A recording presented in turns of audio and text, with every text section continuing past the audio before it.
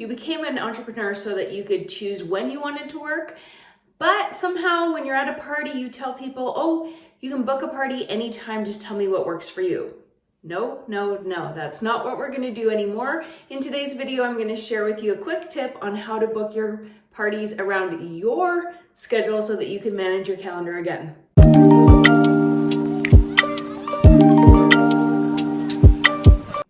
So I'm sure you're familiar with this scenario where you go to a party and when somebody wants to book a party, you open it up to kind of a blank calendar and say, well, what works for you? We're not doing that anymore. As a business owner, you really have to treat your business like a business. So what I want you to do instead is to open up your calendar while you're at home. I want you to fill in all of the important dates and activities that you have going on with your family. So let's say you have ballet every Tuesday night. That is a priority. Spending time with your family is a priority over doing a party. So you want to block off all your Tuesday nights for ballet so that you can be present with your family, so that your kids know that you're there for them when they do activities. So that's the first thing you're gonna do, is you're gonna fill in all of your family activities, any events, anything you have that's going on with your family. Next, you're gonna fill in any appointments that you have. So it's important to not cancel appointments for your business.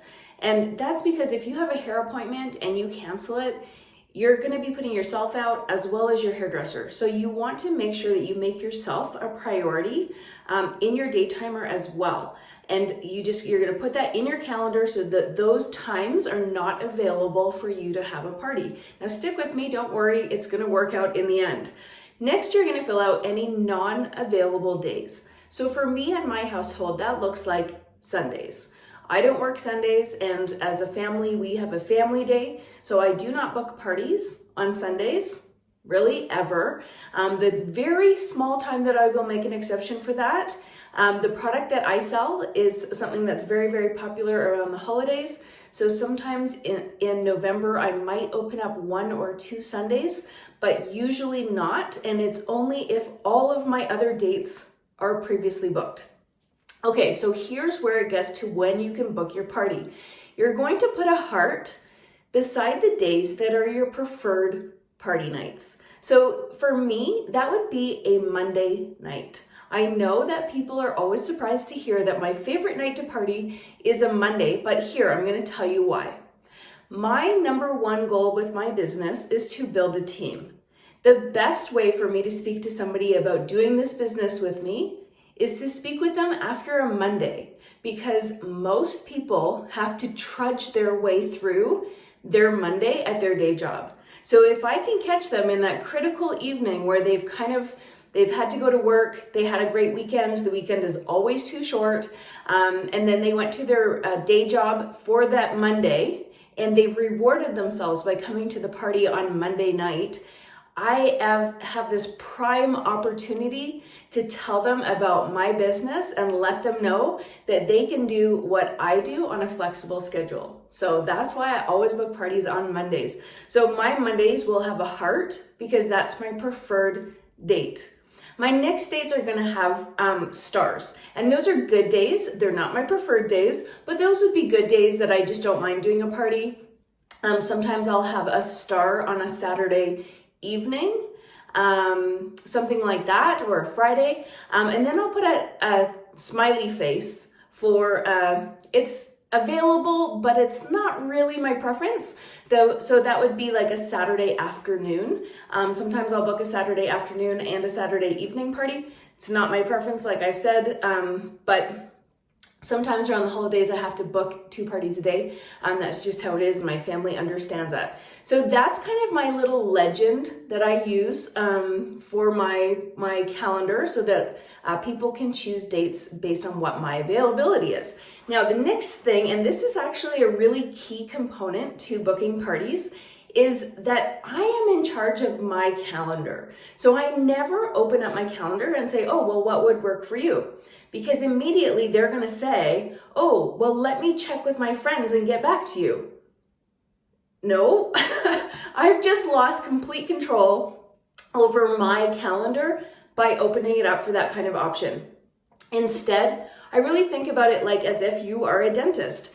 If you go to the dentist, they don't just say, well, when do you want to come back? No, they give you a couple of options. And so this is what I call my 222 or my 2-bite brownie kind of option here. And this is what I will say to a future host. I will say, do you prefer evenings or weekends? If she says evenings, I'm going to say, great. Would you prefer to do Monday nights or Wednesday nights? If she says she prefers weekends, I will say, do you prefer a Friday night or a Saturday? And if she says Saturday, I'll say, do you prefer afternoon or evening? If she says she prefers Monday over Wednesday, I'll say, awesome. Do you prefer to start at 7 or 7:30? So I only ever give them 2 options at a time. So I'm just giving them a simple guide. So they're choosing evening or weekend. Once I know, do they prefer an evening or a weekend, I'm looking at my calendar and I'm seeing that I have my hearts beside my Mondays because those are my preferred nights. And I have a star beside a Wednesday because that's a good night for me as well. So I'll say, do you prefer Mondays or Wednesdays? And they'll say Mondays, or they might say Wednesdays. Great, would you like to start at 7 or 7:30? That's as easy as it is. So of course, if you have 2 Mondays available, you could say, do you prefer the 7th or the 14th or whatever? I always try to make a point of booking as many parties as I can between the 1st and the 15th of the month. It's what we call front loading. I have done other videos on that and I will post them here so that you can go ahead and watch those. But it's really important to try and get all of your goals, your monthly goals, as early on in the month as you possibly can so that you have extra time at the end of the month to recoup and readjust and reconnect with your goals so that you can still adjust before the end of the month and you don't show up on the end of the month and then there's a canceled party and you're completely crushed. If somebody's canceled a party for me and it's the 7th, I'll say no problem, things come up, I completely understand. Can we reschedule you for the 25th at 7 o'clock? And most often they do because they're recognizing that I'm busy. I don't ever open up an empty calendar for them to see.